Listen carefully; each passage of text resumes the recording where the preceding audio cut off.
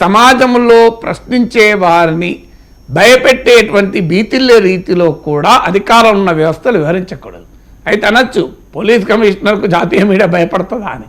Police commissioner జాతీయ media భయపడకపోవచ్చు, ఒప్పుకుంటాను. But మీరు ఒక పెద్ద ఆరోపణ చేశారు బాట్ ఓవర్ అని. మరి దానికి సంబంధించిన ఆధారాలు బయటపెట్టి పోలీస్ కేసు కూడా పెట్టచ్చు అమ్ముడు పోతే. అయితే మీడియా మొత్తం పవిత్రంగా ఉంది అనేది నేను అనడం లేదు. అన్ని వ్యవస్థల్లో, రాజకీయ వ్యవస్థల్లో లేదా ఈ స్వభావం, మీకు అధికార వ్యవస్థలో లేదా మీడియాలో కూడా ఉంది. When there are corrupt people everywhere, దాంట్లో ఏం డిస్ప్యూట్ లేదు. But there are honest people everywhere. Police వ్యవస్థలో బ్రహ్మాండమైన నిజాయితీకి మారుపేరున్న వాళ్ళు ఉన్నారు.